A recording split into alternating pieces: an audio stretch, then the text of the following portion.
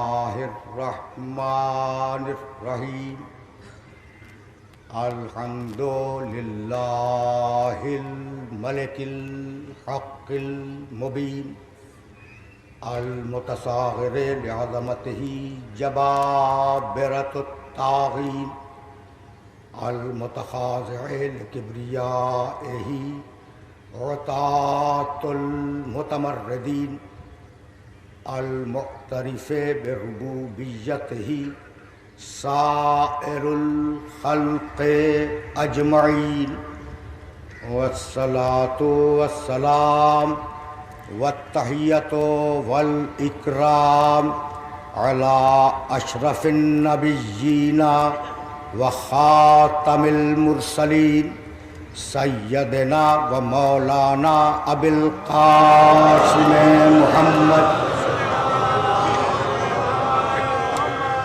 وأهل بيته الطيبين الطاهرين المعصومين المظلومين أما بعد فقد قال الله سبحانه وتعالى في محكم كتابه المبين بسم الله الرحمن الرحيم ليس البر أن تولوا وجوهكم قبل المشرق والمغرب ولكن البر من آمن بالله واليوم الآخر والملائكة والنبيين وآتى المال على حبه ذوي القربى واليتامى والمساكين وابن السبيل والسائلين وفي الرقاب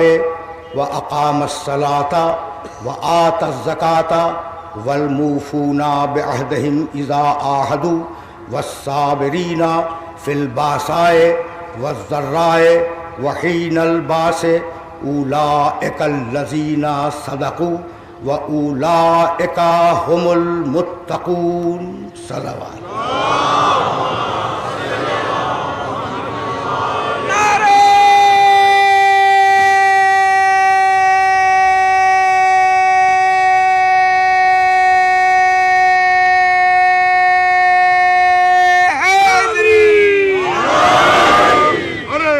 عزیزان محترم، اساس آدمیت اور قرآن کے عنوان سے ہم نے جس سلسلہ گفتگو کا آغاز کیا تھا وہ سلسلہ گفتگو آہستہ آہستہ اپنے اختتامی مرحلوں سے قریب ہو رہا ہے.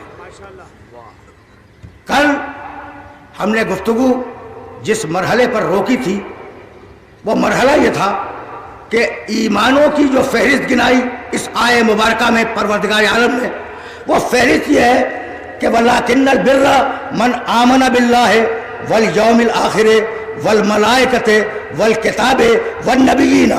پہلا ایمان خدا پر، آخری ایمان نبوت پر. پہلا ایمان خدا پر، آخری ایمان نبوت پر. اس لیے کہ خدا اور بندوں کے درمیان اگر کوئی وسیلہ ہے تو نبوت ہے. اور اس شان کے ساتھ قرآن مجید نے آواز دی والنبیین، سارے نبیوں پہ ایمان لاؤ. فقط محمد رسول اللہ پہ نہیں، سارے نبیوں پہ ایمان لاؤ. رسول سے پہلے 1,23,999 نبی گزر گئے، ان سب پہ ایمان لاؤ. آدم پہ بھی ایمان لاؤ، نوح پہ بھی ایمان لاؤ، ابراہیم پہ بھی ایمان لاؤ، موسیٰ پہ بھی ایمان لاؤ، عیسیٰ پہ بھی ایمان لاؤ. تنہا رسول پر ایمان کافی نہیں ہے. جب تک ان سارے انبیاء پہ ایمان نہ ہو، خدا کی قسم جتنی وسعت قلب اسلام میں ہے دنیا کے کسی دین میں نہیں ہے.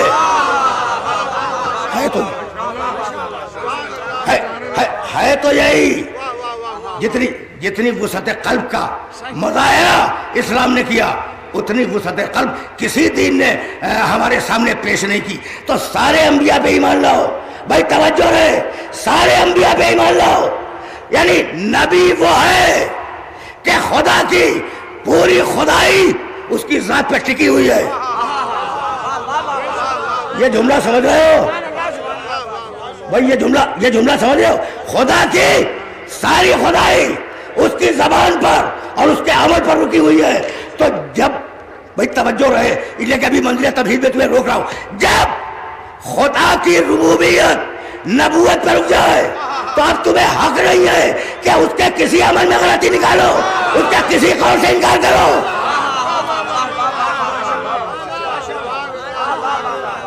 ٹھیک ہے نا؟ یعنی جب کسی کو دیکھو سلسلہ فکر کو بہت تیزی کے ساتھ آگے بڑھنا ہے. جب کسی کو پروردگار عالم دین پہنچانے کے لیے منتخب کرتا ہے، بھائی نبی کو تم نے تو منتخب نہیں کیا، نبی کے بات کرتے رہو الگ مسئلہ ہے، لیکن نبی کو تم نے منتخب نہیں کیا، نبی کو منتخب کیا ہے اللہ نے. اگر اور کس لیے منتخب کیا؟ دین پہنچانے کے لیے. تو اگر ایک لفظ کی بھی غلطی نبی سے ہو جائے، ایک لفظ کی بھی غلطی اگر نبی سے ہو جائے تو پورا دین مشکوک ہو جائے گا، پورا دین خطرے میں آ جائے گا. تو نبی وہ جس کا لفظ وحی الہی ہو. طے ہے یہ بات کہ نبی کی زبان سے جو نکل جائے وہ وحی الہی ہے. نبی کے لفظ کی ذمہ داری اللہ قبول کرتا ہے. اگر نبی کا ہر لفظ اللہ کا بھیجا ہوا لفظ ہے تو فتویٰ کیا ہے؟ من کنت مولا ہو فہذا علی المولا. فتویٰ کیا ہے؟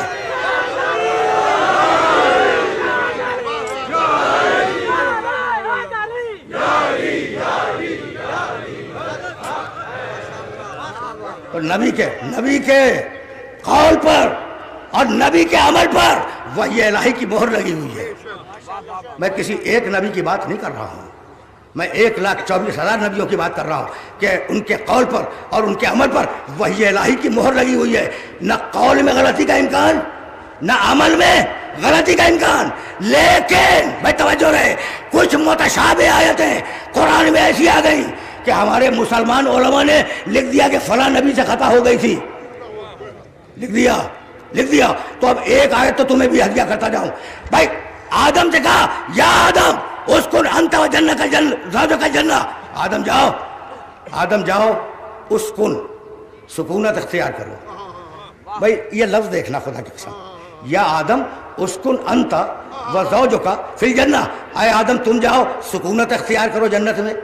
اے آدم اپنی بیوی کو لے جاؤ اور تم دونوں جنت میں سکونت اختیار کرو. بھائی آدم کے پاس حق سکونت ہے جنت میں، حق حکومت نہیں ہے.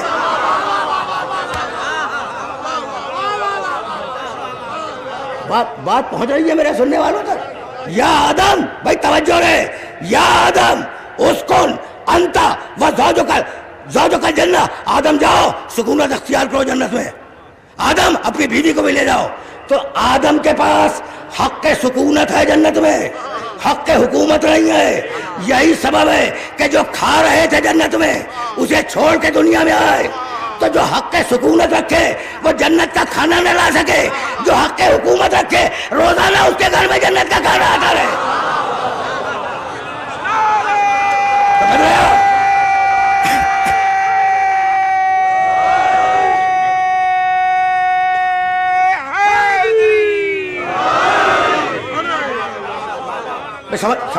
سمجھ رہے ہو نا بات کو؟ سمجھ رہے ہو؟ اچھا آدم رہو جنت میں، رہو اپنی بیوی کے ساتھ رہو. اور پھر قرآن نے آواز دی لا تقربا هذه الشجرہ فتکونا من الظالمین. دیکھو آدم تم اور تمہاری بیوی اس درخت کے قریب نہ جائیں. کوئی درخت تھا معین، لا تقربا هذه الشجرہ، دیکھو اس درخت کے پاس نہ جانا. اور اگر اس درخت کے پاس چلے گئے فتکونا من الظالمین تو تم دونوں ظالم بن جاؤ گے. اب یہ پڑھا لکھا مجمع ہے بھائی، اسی لفظ سے تو مسلمان علماء کو دھوکہ ہوا. وہ کہنے لگے کہ آدم سے خطا ہو گئی. اب میں پڑھے لکھے مجمع سے پوچھنا چاہ رہا ہوں کہ آدم کو بنایا کہاں کے لیے تھا؟ انی جاعل فی الارض خلیفہ، بھائی میں بنا ہی رہا ہوں زمین کے لیے.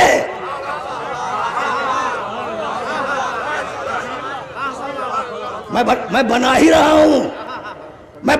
ہوں زمین کے لیے آدم کو.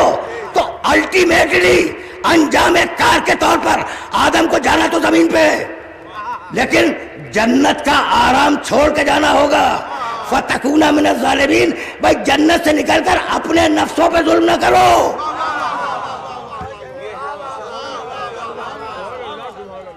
وہ لفظ ظلم دیکھو، لفظوں کی اہمیت بولنے والے کے حساب سے معین ہوتی ہے. تو لفظ ظلم جو تمہارے معاشرے میں ہے وہ کچھ اور ہے. ناحق لوٹ لینا، ناحق ڈاکہ مار دینا، ناحق قتل کر دینا، ناحق کسی کی غیبت کرنا، کسی کے سامنے جھوٹ بولنا، یہ سارے ظلم ہے. ٹھیک ہے نا؟ لیکن اپنے نفس پہ ظلم یہ گناہ نہیں ہے. بھائی توجہ رہے، اپنے نفس پہ ظلم یہ گناہ نہیں ہے. بھائی بہت توجہ، اس لیے کہ بڑے باریک مرحلے میں تمہیں لے کے آ گیا. لا تقربا هذه الشجرہ فتکونا من الظالمین. دیکھو آدم، دیکھو ہوا، اس درخت کے پاس نہ جانا ورنہ تم ظالم ہو جاؤ گے. یعنی اپنے نفس پہ ظلم کرو گے، اپنے نفس پہ ظلم. بھائی توجہ رہے، اپنے نفس پہ ظلم کرو گے. بھائی یہی سبب ہے، اب دلیل دے رہا ہوں میں اور قرآنی سے، کہ جب آدم زمین پہ اتارے گئے کہنے لگے ربنا ظلمنا انفسنا، مالک ہم سے ہمارے نفسوں پہ ظلم ہو گیا.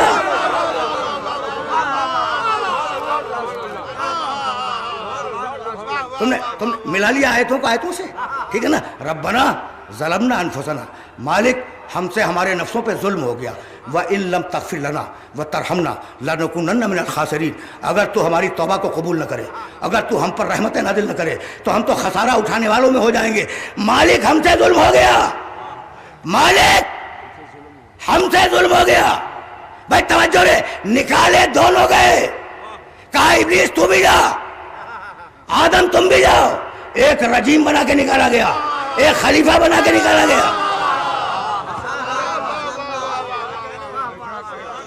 پہنچ رہی ہیں باتیں؟ ایک رجیم بنا کے نکالا گیا، ایک خلیفہ بنا کے نکالا گیا. نکالے دونوں گئے اور دونوں نے زمین پہ آنے کے بعد دو جملے کہے. بھائی سننا، یہ تو آدم کا جملہ ہے، مالک ہم سے اپنے نفسوں پہ ظلم ہو گیا. اور ابلیس کیا کہنے لگا؟ رب فبما اغویتنی، مالک تو نے مجھے بہکا دیا، تو نے مجھے گمراہ کر دیا. تو جو اپنے عمل کی نسبت اللہ کی طرف دے وہ ابلیس کا پیرو ہے.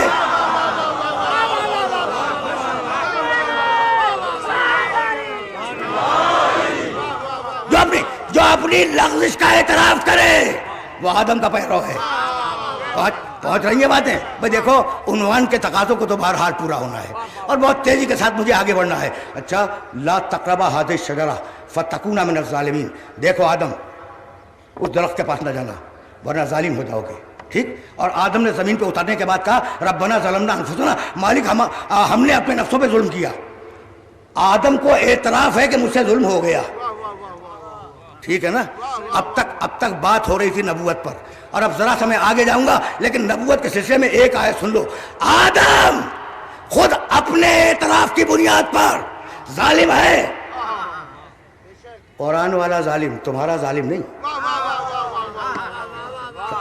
سمجھ رہے ہو نا بات کو؟ بات پہنچ رہی نا؟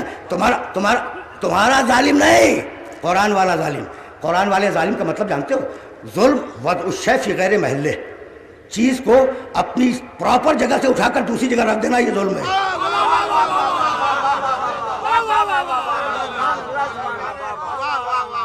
تو وہ جو تمہارے معاشرے میں تذکرہ اس کا نہیں ہو رہا ہے، قرآن والے ظلم کا. بھائی وضع الشیء فی غیر محلہ، چیز کو اس کی جگہ سے نہ ہٹاؤ. بھائی اگر چیز کو اس کی جگہ سے ہٹا دیا، بھائی توجہ رہے، تو ظالم بن گئے. اب جگہ بلند تھی، آدمی پست تھا، بٹھا دیا جب بھی ظالم. اور جگہ پست تھی، آدمی بلند تھا، اسے بٹھا دیا جب بھی ظالم. ٹھیک ہے نا؟ تو آپ ظالم کے معنی سمجھ گئے. آدم نے اعتراف کیا کہ مجھ سے ظلم ہو گیا. اور اب آیت سنو گے، قرآن مجید نے بڑے جلال میں پروردگار نے قرآن مجید میں حضرت یونس کا تذکرہ کیا. لولا انہ کان من المسبحین للبث فی بطنہ الی یوم یبعثون. اگر یونس، خدا بول رہا ہے، مطلب تیور دیکھنا اس آیت کے، لولا انہ کان من المسبحین، اگر یونس مچھلی کے پیٹ میں ہماری تسبیح نہ کرتا. دیکھ رہے ہو؟ یعنی آیت بول رہی ہے کہ خدا کا کلام ہے، آیت بول رہی ہے کہ خدا کا کلام ہے. لولا انہ کان من المسبحین، اگر یونس مچھلی کے پیٹ میں جا کر ہماری تسبیح نہ کرتا للبسا فی بطنہ الی یوم یبعثون، تو ہم قیامت تک یونس کو مچھلی کے پیٹ ہی میں رکھتے۔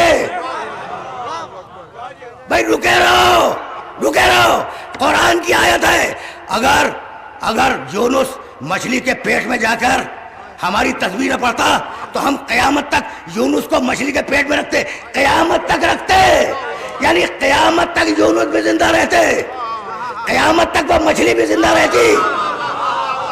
تو جو اللہ قیامت تک یونس کو مچھلی کی کے پیٹ میں زندہ رکھ سکتا ہے، کیا وہ ایک امام کو پردے غیب میں زندہ نہیں رکھ سکتا؟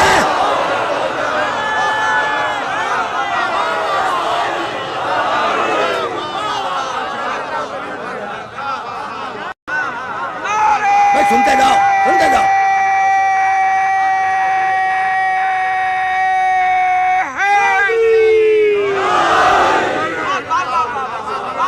اچھا بھائی، تو آیت سن لی تم نے، لولا انہو کان من المسبحین للبث فی بطنہ الی یوم یبعثون، اگر یونس تسبیح نہ پڑھتا مچھلی کے پیٹ میں تو ہم قیامت تک یونس کو مچھلی کے پیٹ میں رکھتے۔ بھائی وہ تسبیح کیا تھی یونس کی؟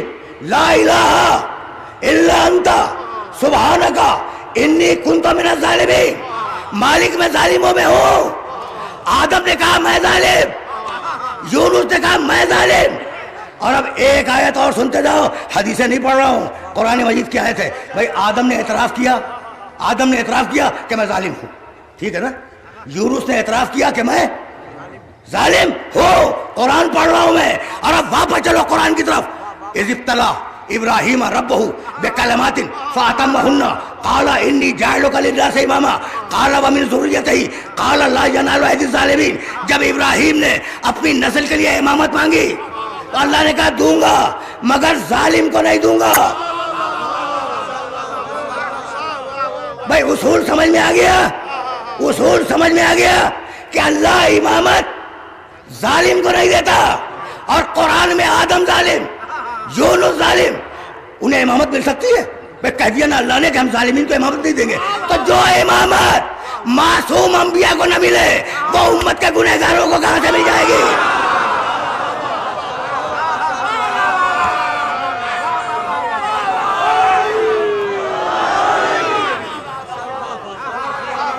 سمجھ رہے ہو؟ بھائی عجیب مرحلہ فکر ہے جہاں میں اپنے سننے والوں کو لے کے آ گیا۔ تو اب نبوت کہو، امامت کہو، آتی ہے اللہ کی طرف سے، اور اب تمہارے پاس جو دین آیا اسے 10-20 لوگوں نے نہیں پہنچایا، کل ایک ہے۔ دیکھو مقام محمد عربی کو سمجھو، اور اگر مقام محمد عربی کو سمجھ گئے تو ملت اسلامیہ کے سارے مسائل حل ہو جائیں گے۔ وہ 10-20 نہیں ہے دین کے لانے والے، دین کا لانے والا ایک ہے۔ بھیجنا دلیل ہے کہ اس کے ہر عمل پر ضمانت ہے اللہ کی۔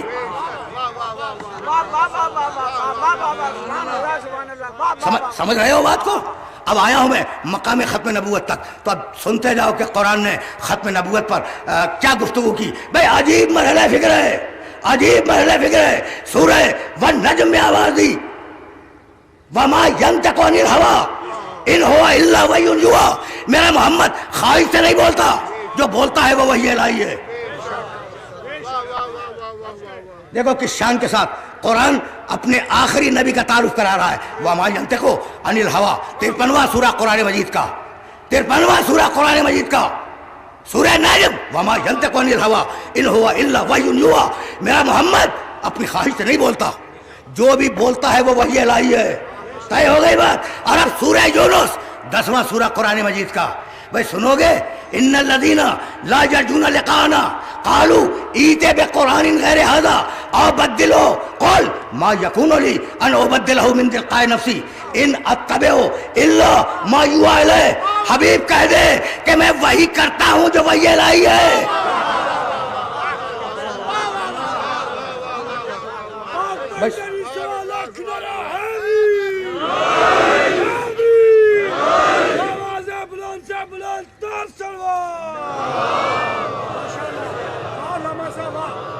بھائی سننا، خدا کی قسم سننا، تو کیا کہا سورہ یونس نے کہ رسول جو کرے وہ وحی الہی ہے، اور سورہ نجم میں کیا کہا؟ رسول جو کہے وہ وحی الہی ہے، یعنی رسول کا ہر کہنا وحی الہی، رسول کا ہر کرنا وحی الہی۔ تو اگر کسی دن ہاتھوں سے بلند کرے اور زبان سے کچھ کہہ دے،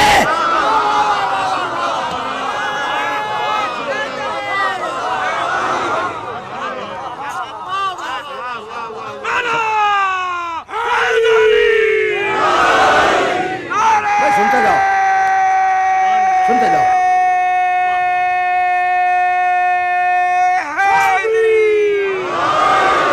بھائی سننا اب تو میں آیا ہوں مقام ختم نبوت پر، تو اب میں کچھ جملے اپنے محترم معراج محمد خان کو بھی ہدیہ کر دوں۔ اکابر بیٹھے ہوئے اسٹیج کے اوپر، بھائی توجہات مردول رہے، مقام ختم نبوت قرآن سے سمجھو۔ بسم اللہ الرحمن الرحیم، والضحیٰ واللیل اذا سجیٰ ما ودعک ربک وما قلیٰ وللآخرۃ خیر لک من الاولیٰ۔ بھائی توجہ ہے، وللآخرۃ خیر لک من الاولیٰ ولسوف یعطیک ربک فترضیٰ۔ دن کے گرم وقت کی قسم، رات کے اندھیرے کی قسم، حبیب ہم نے تجھے کبھی اکیلا نہیں چھوڑا۔ یعنی عجیب کمال کا سورہ ہے، روکوں گا تمہیں روکوں گا۔ والضحیٰ، دن کے گرم وقت کی قسم، واللیل اذا سجیٰ، جب رات اندھیری ہو جائے اس وقت کی قسم، ما ودعک ربک وما قلیٰ، حبیب ہم تجھ سے کبھی ناراض نہیں ہوئے، اور حبیب ہم نے تجھے کبھی اکیلا نہیں چھوڑا۔ بھائی آیت کہہ رہی ہے کہ اللہ اپنے محمد کو کبھی اکیلا نہیں چھوڑتا۔ تو اب اتنی بات طے ہو گئی کہ محمد کی زندگی کا ہر لمحہ اللہ کے ساتھ گزر رہا ہے، تو جس کی زندگی اللہ کے ساتھ گزر رہی ہو اس کے قول میں نہ ہذیان ہوگا نہ غفلت ہوگی۔ سن رہے ہو؟ پہنچ رہی ہے بات ہے؟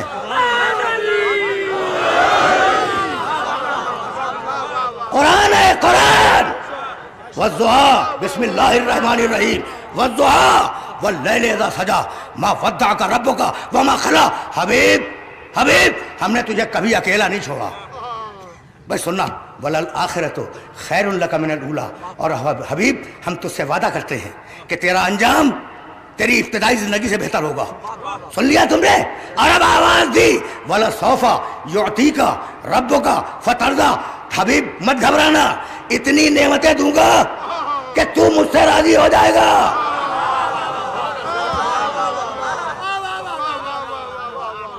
آیت سمجھ میں آ گئی؟ 30ویں پارے کا سورہ ہے سورہ والضحیٰ، ٹھیک ہے نا؟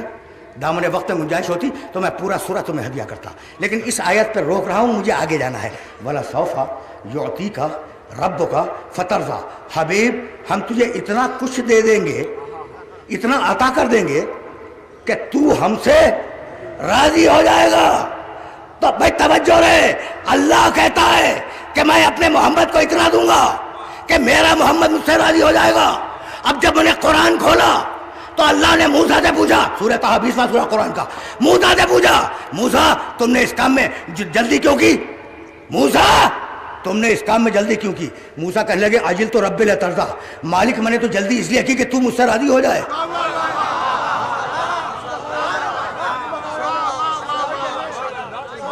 موسیٰ کہنے لگے مالک میں نے جلدی اس لیے کی کہ تو مجھ سے راضی ہو جائے، یہ موسیٰ کا مقام ہے۔ اور اب آواز دی سلیمان نے قرآن میں، ان عمل صالحا ترضیٰ، مالک ایک ایسا اچھا عمل بتلا دے کہ میں وہ عمل کروں تو مجھ سے راضی ہو جائے۔ تو انبیاء کی تمنا ہے کہ اللہ ہم سے راضی ہو جائے، اللہ کی تمنا ہے محمد مجھ سے راضی ہو جائے۔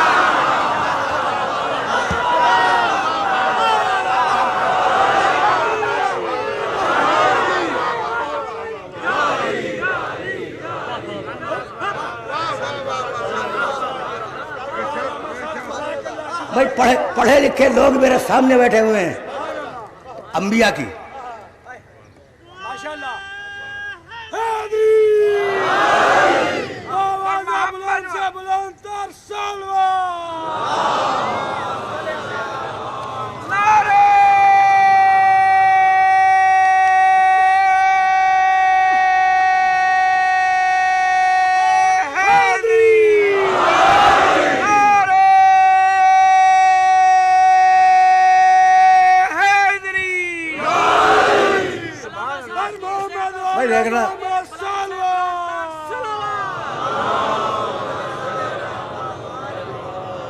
دیکھو بھائی اب 2 دقیقوں کے لیے میں اپنی تقریر کو تو روکوں گا، اور اس لیے روکوں گا کہ حضرت معراج محمد خان تو تشریف فرمائی تھے، یہ متحدہ کے معزز اراکین بھی تشریف لے آئے، اور میرے سامنے جو پردہ ہے متحدہ قومی موومنٹ کی جانب سے ہر سال کی طرح اس سال بھی پورے شہر میں فرقہ وارانہ دہشت گردی کی روک تھام کے لیے امن کمیٹیوں کا قیام عمل میں لایا گیا ہے۔ بھائی قابل مبارکباد ہے یہ کہ امن کمیٹیاں قائم کر رہے ہیں، ورنہ ہم نے تو مسلمانوں میں سوائے جنگ کے کچھ بھی نہیں دیکھا۔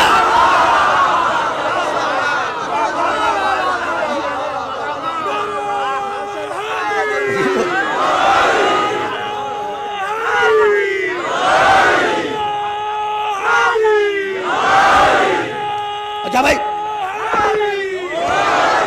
ایک جملہ اور سنتے جاؤ۔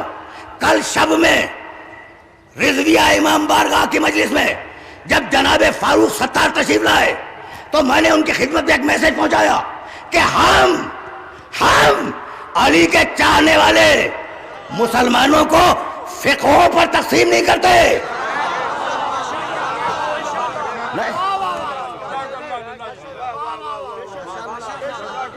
دیکھو مسلمانوں میں بڑی فقہیں پائی جاتی ہیں، فقہ حنفی ہے، فقہ حنبلی ہے، فقہ شافعی ہے، فقہ مالکی ہے، فقہ زیدی ہے، فقہ ظاہری ہے، اور فقہ جعفری ہے۔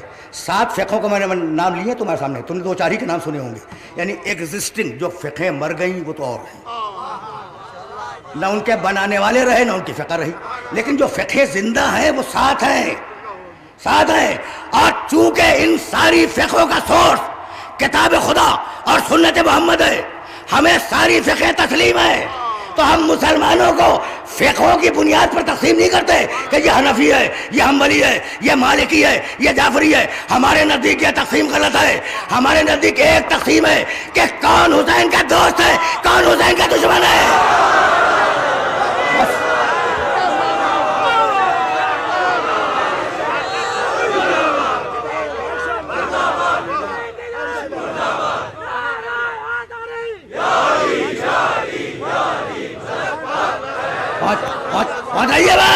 بات پہنچائیے، واپس چلو۔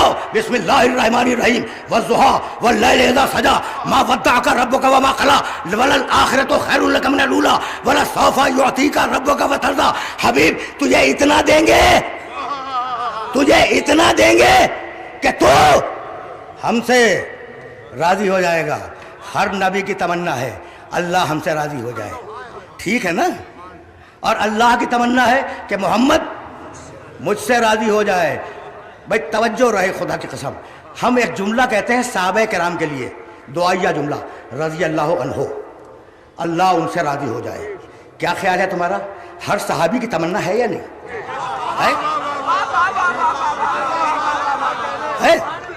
بھائی جب نبیوں کی تمنا ہے، جب نبیوں اولو العزم پیغمبروں کی تمنا ہے کہ اللہ ہم سے راضی ہو جائے، تو صحابہ کرام کی تمنا کیوں نہیں ہوگی کہ اللہ ہم سے راضی ہو جائے؟ بھائی سننا، انبیاء اور صحابہ ان کی تمنا ہے کہ اللہ ہم سے راضی ہو جائے، اور اللہ کی تمنا ہے کہ محمد مجھ سے راضی ہو جائے۔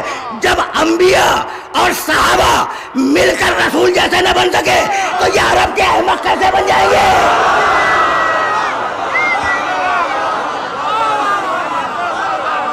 یہ مرحلہ ہے۔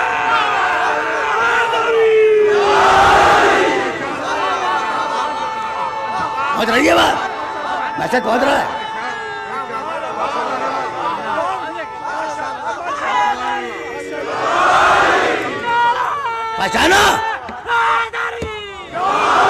پہچانو مقام محمد عربی کو پہچانو۔ سورہ احزاب میں آواز دی، بھائی توجہ رہے، یا ایھا النبی انا ارسلناک شاہدا ومبشرا ونذیرا وداعیا الی اللہ باذنہ وسراجا منیرا۔ حبیب ہم نے تجھے گواہ بنایا، سنتے جاؤ، حبیب ہم نے تجھے گواہ بنایا۔ کس کا بنایا؟ سورہ احزاب کی اس آیت میں تذکرہ نہیں ہے، تو میرا محمد گواہ، ٹھیک ہے نا؟ کس کا؟ آیت میں نہیں ہے۔ اور اب سورہ مزمل میں آواز دی، انا ارسلنا الیکم رسولا شاہدا علیکم، ہم نے جو رسول بھیجا ہے وہ تمہارا گواہ ہے۔ اچھا بھائی، فیصلہ تمہارے ہاتھوں میں ہے۔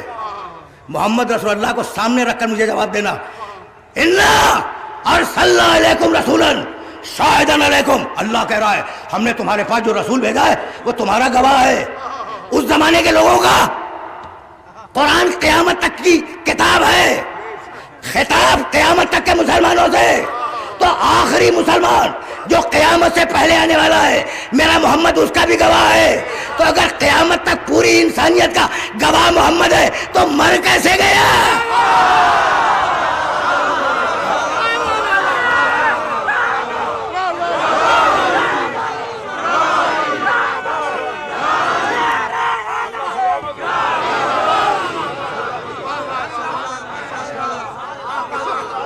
پہنچ رہی ہے بات پہنچ رہی ہے؟ خدا کی قسم عجیب مرحلہ فکر ہے، عجیب مرحلہ فکر ہے، اور اس مرحلہ فکر پر روکوں گا۔ میرے سامنے خالد بن ولید صاحب تشریف فرما ہے، کنور خالد یونس صاحب تشریف فرما ہے، عارف خان صاحب تشریف فرما ہے، میرے خورد اور دوست جاوید تشریف فرما ہے۔ تو اب انہیں جملہ ہدیہ کر رہا ہوں، لے جاؤ مقام محمد کو اس منبر سے۔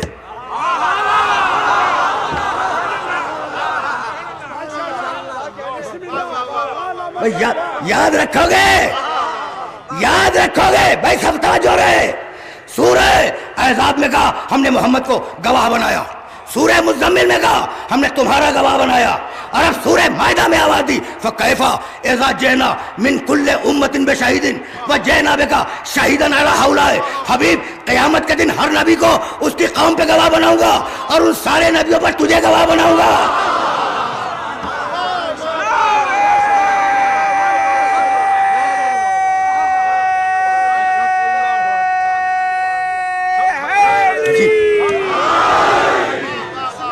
دیکھو یہ ممبر منسوب ہے میرے رسول کی طرف، ممبر رسول کہا جاتا ہے۔ خدا کی قسم ممبر کی قسم کھا کے کہہ رہا ہوں کہ مقام محمد اتنا بلند ہے کہ لفظ نہیں ملتے بیان کرنے کے، ممبر کی قسم۔ یاد رکھو کہ تینوں آیتوں کو، سورہ احزاب، سورہ مزمل، سورہ مائدہ، اور اب سورہ نحل، قرآن مجید کا 16واں سورہ، آیت کا نشان 89۔ یہ حوالہ اس لیے دیا کہ ترجمہ جا کے دیکھ لینا۔ وَيَوْمَ نَبْعَثُ فِي كُلِّ أُمَّةٍ شَهِيدًا عَلَيْهِمْ مِنْ أَنفُسِهِمْ وَجِئْنَا بِكَ شَهِيدًا عَلَى هَؤُلَاءِ وَنَزَّلْنَا عَلَيْكَ الْكِتَابَ تِبْيَانًا لِكُلِّ شَيْءٍ وَهُدًى وَرَحْمَةً وَبُشْرَى لِلْمُسْلِمِينَ۔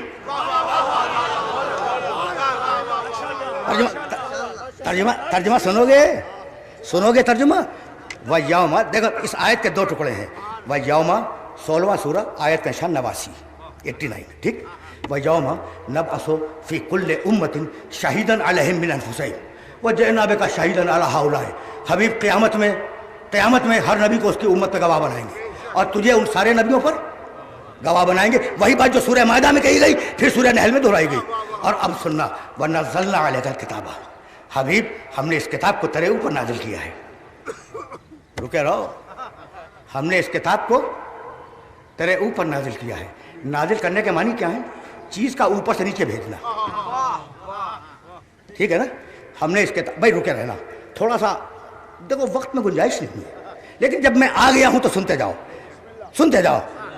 نزول کے معنی اوپر سے نیچے آنا کسی چیز کا۔ مالک یہ تو سن لیا کہ تو نے پیغمبر پر کتاب کو نازل کیا ہے، کس مہینے میں نازل کیا؟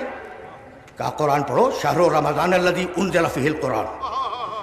ہم نے رمضان کے مہینے میں اس قرآن کو نازل کیا۔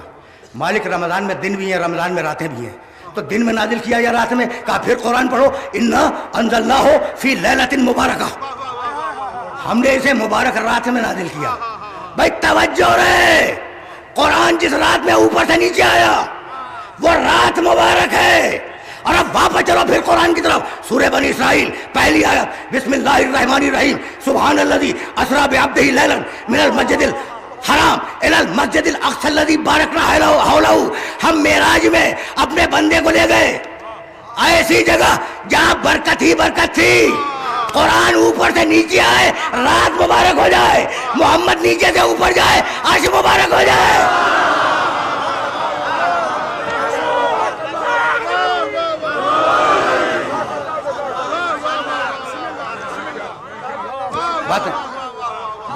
باتیں پہنچ رہی ہیں نا؟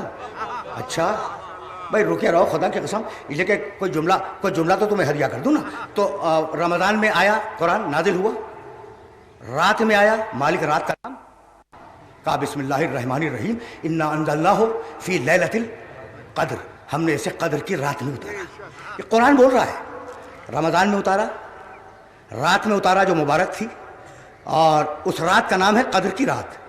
مالک اتارنے کا ذریعہ کیا تھا؟ کہا پھر قرآن پڑھو. نزلہ بہ الروح الامین، ہم نے اس قرآن کو جبریل کے ذریعے اتارا. پہنچ رہے ہو؟ قرآن ہی قرآن پڑھ رہا ہوں میں تمہارے سامنے. نزلہ بہ الروح الامین، ہم نے اس قرآن کو جبریل کے ذریعے اتارا. اچھا تو مالک اب ایک سوال کا جواب اور دے دے. محمد رسول اللہ کی آنکھوں پہ اتارا، ان کے سر پہ اتارا، ان کے کانوں پہ اتارا، ان کے کندھوں پہ قرآن اتارا، کہاں اتارا؟ کہا پھر قرآن پڑھو. نزلہ بہ الروح الامین علی قلبک، قرآن ہے قرآن. ہم نے قرآن کو محمد کے دل پہ اتارا ہے، دماغ پہ نہیں. سمجھ رہے ہو؟ ہم نے قرآن کو محمد رسول اللہ کے دل پہ اتارا ہے. پھر کہہ رہا ہوں دل پہ اتارا ہے، دماغ پر نہیں. تو مالک اب ایک سوال کا جواب اور دے دے کہ اس تیرے قرآن کی قوت کیا ہے. کہا بھائی قرآن کی قوت سورہ حشر میں دیکھو 59واں سورہ ہے. بھائی عجیب و غریب مرحلہ فکر پہ لے آیا میں. لو انزلنا ھذا القرآن علی جبل لرأیتہ خاشعا متصدعا من خشیۃ اللہ. یہ قرآن اتنا طاقتور ہے کہ اگر پہاڑ پہ اترتا پہاڑ ہٹ جاتا. عجیب کمال ہے، عجیب کمال ہے. بھائی اب مجھے اجازت دیتے ہو کہ میں جملہ کہوں؟ کتنا طاقتور ہے قرآن. اگر پہاڑوں پہ آ جائے تو پہاڑ اپنی جگہ چھوڑ دیں. پہاڑ چھوٹے موٹے زلزلے کا نوٹس نہیں لیتے، آندھیوں کی طرف تو توجہ بھی نہیں دیتے. اردو میں محاورہ ہے کہ فلاں شخص اپنی رائے میں پہاڑ ہے، ہٹتا نہیں ہے. تو پہاڑ جو علامت ہے ثبات کی، ثبات قدم کی، پہاڑ علامت ہے استقلال کی، پہاڑ زلزلوں کا نوٹس نہیں لیتا. پہاڑ جہاں ہے وہاں ہے. لیکن قرآن میں اتنی قوت ہے کہ اگر پہاڑ پہ آ جائے پہاڑ ہٹ جائے. جسے اللہ کے بنائے ہوئے پہاڑ نہ اٹھا سکے اسے میرے محمد کے دل نے اٹھا لیا. سمجھ رہے ہو؟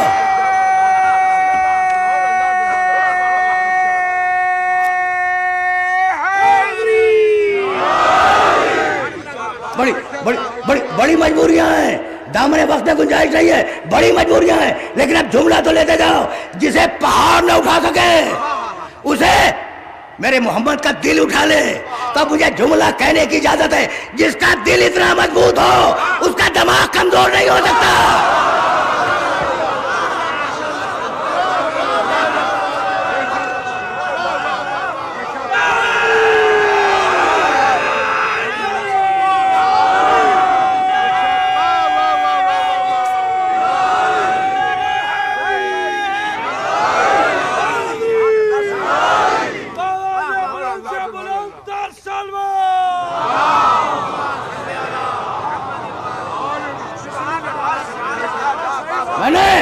میں نے گفتگو روک دی، لیکن سنتے جاؤ. وَنَزَّلْنَا عَلَيْكَ الْكِتَابَ، ہم نے حبیب تیرے اوپر کتاب اتاری. اب اس کتاب کی صفت سنو گے. تِبْيَانًا لِكُلِّ شَيْءٍ، ہر شے کا کھلا بیان قرآن میں ہے. اور قرآن اترا ہے محمد کے دل پر، تو ہر شے کا بیان محمد کے دل میں ہے یا نہیں؟ پھر کہو گے کہ لکھنا نہیں آتا تھا.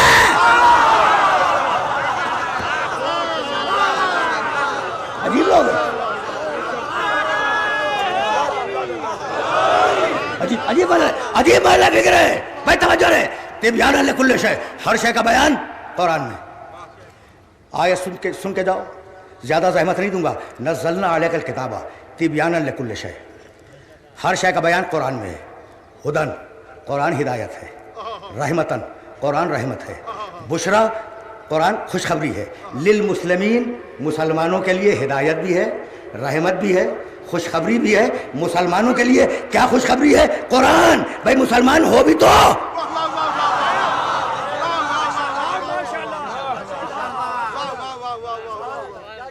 بھائی قرآن رحمت ہے. قرآن پڑھ کے قتل کر رہا ہے.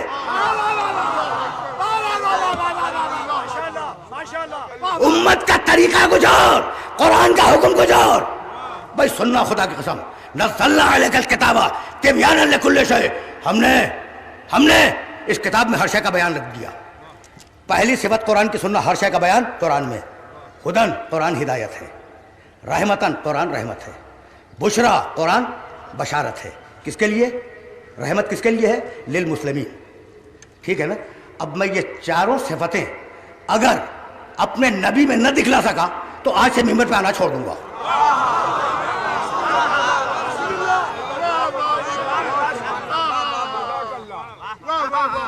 پڑھا لکھا مجمع میرے سامنے دانشور بیٹھے ہوئے ہیں. اچھا بھائی قرآن کی پہلی صفت کیا ہے؟ تبیانہ لکل شے. ہر شے کا بیان قرآن میں ہے. جاؤ دیکھو کہ پروردگار نے اپنے حبیب کے لیے کہا کہ اللہ کے رسول کے لیے علمک ما لم تکن تعلم. حبیب ہم نے ہر شے کا علم تجھے دے دیا. ہر شے کا بیان قرآن میں, ہر شے کا علم محمد میں. قرآن برابر ہے محمد کے, محمد برابر ہے قرآن کے. طے ہو گئی بات. میاں یہ جملہ اب لے کے جانا. ایک صفت میں قرآن اور محمد برابر, تبیانہ لکل شے. دوسری صفت قرآن کی کیا ہے؟ ہدن. قرآن ہدایت ہے. حبیب تو لتہدی من یشاء الی صراط مستقیم. تو صراط مستقیم کی طرف ہدایت کرنے والا ہے. سارا بیان قرآن میں, سارا علم محمد میں. پہلی صفت میں برابر. قرآن ہدایت, محمد ہدایت کرنے والا. دوسری صفت میں برابر. رحمتان, قرآن رحمت ہے. حبیب تو وما ارسلناک الا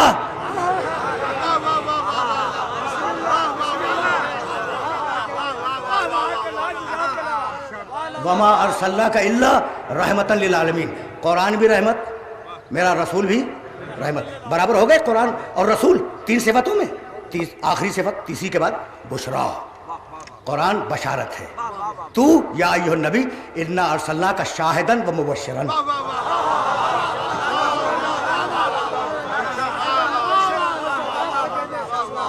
قرآن بھائی توجہ رہے.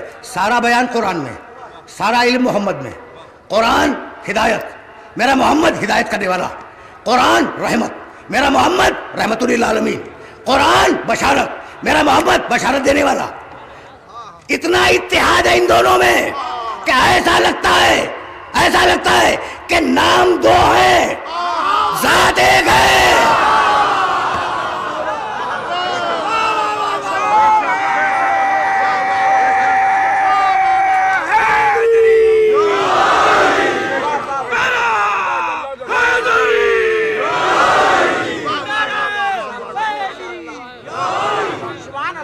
نام قرآن اور محمد, نام دو ہیں, ذات ایک ہے. یعنی میں کہنا یہ چاہ رہا ہوں کہ علم الہی جب لفظوں میں ڈھلا قرآن بنا, جب پیکر میں ڈھلا محمد بنا.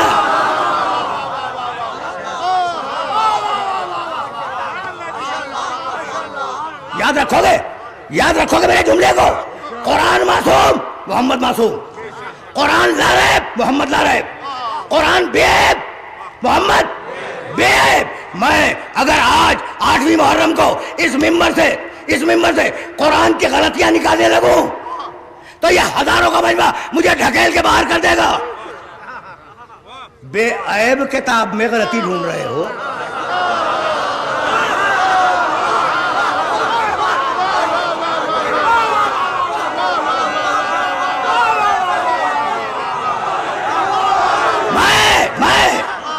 سننا خدا کی قسم, میں طالب جوہری اگر قرآن میں غلطی نکالنے لگوں تو یہ پورا مجمع مجھے کافر کہہ کے باہر نکال دے گا.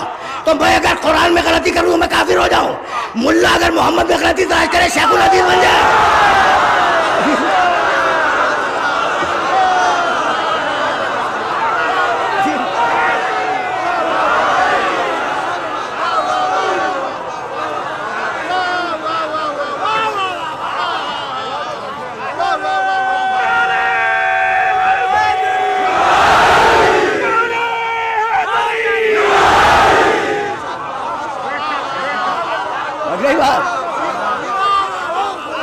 بات پہنچ گئی نا.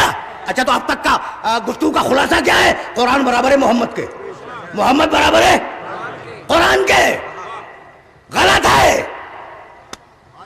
اب تک میں یہی ثابت کر رہا تھا کہ قرآن محمد کے برابر ہے, محمد قرآن کے برابر ہے. ممبر سے کہہ رہا ہوں غلط ہے. محمد بڑا ہے, قرآن چھوٹا ہے.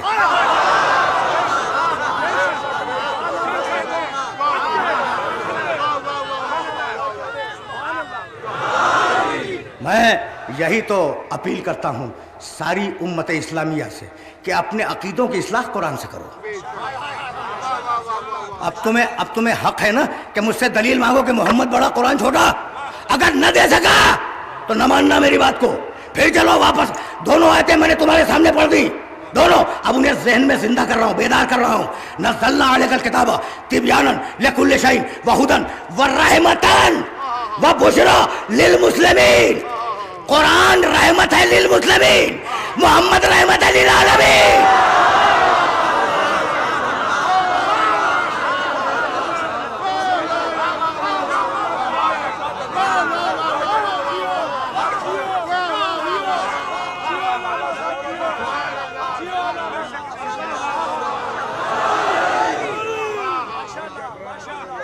سمجھ رہے ہو نا, سمجھ رہے ہو.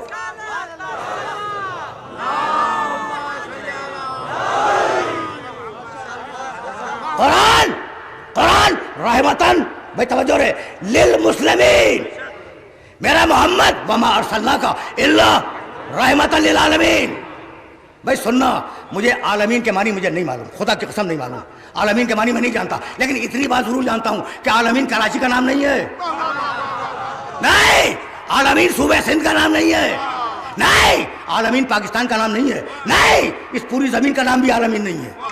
عالمین کوئی بہت بڑی شے ہے. تو مجھے نہیں معلوم کہ عالمین کیا ہے, لیکن سورہ حمد میں پتا چلا بسم اللہ الرحمن الرحیم الحمدللہ رب العالمین.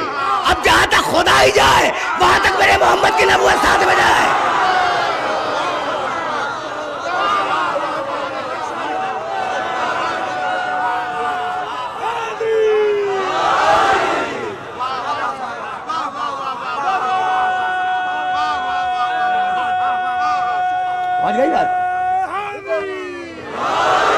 اب مجھے جملہ کہنے کی اجازت دے دو. جتنی بڑی نبوت اتنا بڑا حفاظت کرنے والا. اب وہ مکے کا ابو طالب ہو یا مدینے کا علی ہو.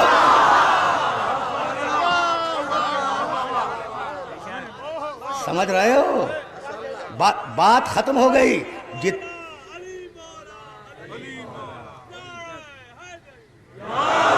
جتنی بڑی نبوت اتنا ہی بڑا حفاظت کرنے والا.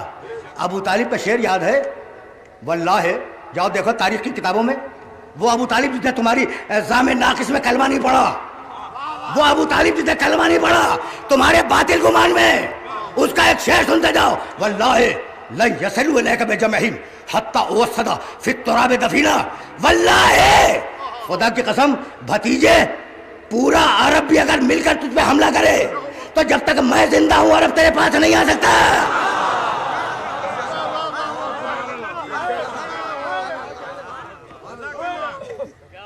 سن لیا ابو طالب کا شعر. خدا کی قسم خون بولا کرتا ہے. شجروں کی حفاظت کیا کرو. پہنچ گیا یہ جملہ پہنچ گیا. خون بولتا ہے, شجروں کی حفاظت کیا کرو. ابو طالب کا شعر تم نے سن لیا, واللہ لن یصلوا الیک بجمعہم. اللہ کی قسم, اگر مشرک تھا تو یہ کس اللہ کی قسم کھا رہا تھا؟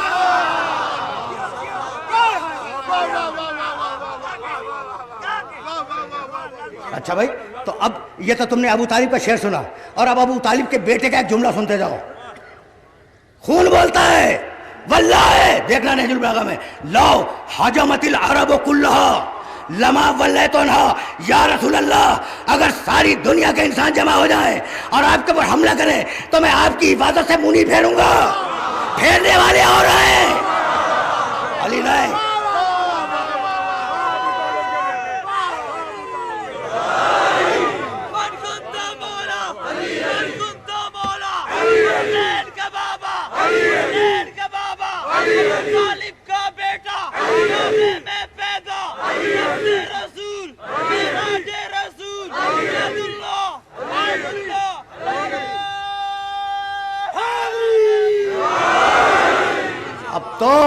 اب تو دامن وقت میں اتنی گنجائش نہیں ہے کہ میں سلسلے فکر کو آگے بڑھاؤں یا مصائب کو طول دے دوں. 2 جملے. 8ویں کا دن ہے نا. ابو طالب کا بیٹا علی کا بیٹا عباس. رسول کی حفاظت کرنے والا علی, حسین کی حفاظت کرنے والا عباس.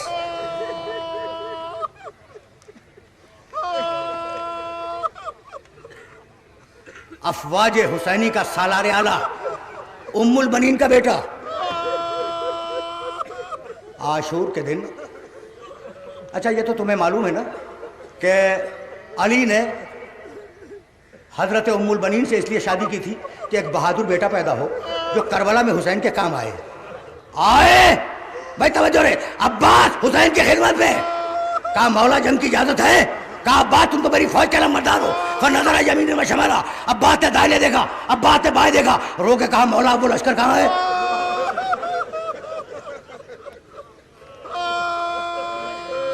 ظاہر ہے کہ تفصیل سے مصائب شب میں رضویہ سوسائٹی کی ماں بارگاہ میں عرض کروں گا. بس 2 جملے سن لو.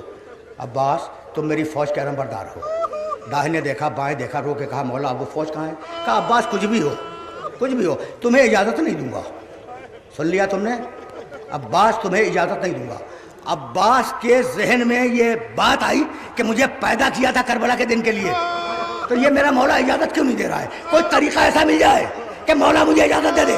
عباس پلٹے ایک خیمے کے دروازے پہ بیٹھ گئے. ابھی بیٹھے بھی نہیں تھے پوری طرح کہ اندر سے سکینہ کی آواز آئی، پھوپھی اماں میں بہت پیاسی ہو.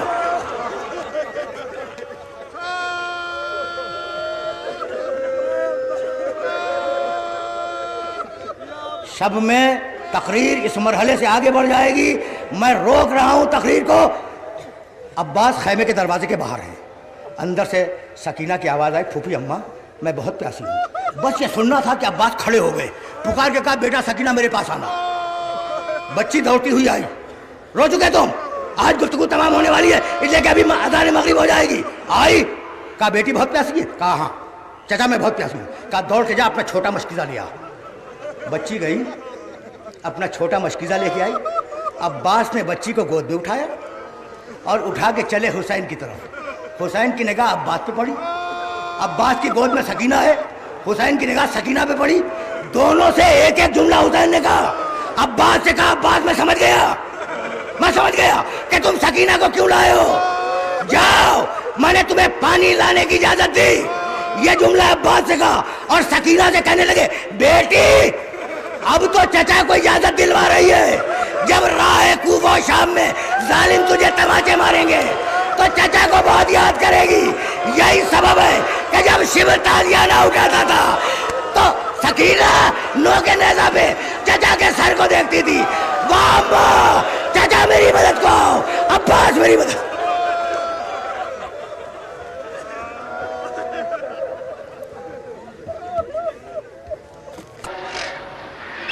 جب نبی دیتے ہیں آواز ابو طالب کو، سب لرزتے ہیں کہ اب حق کے ولی آتے ہیں.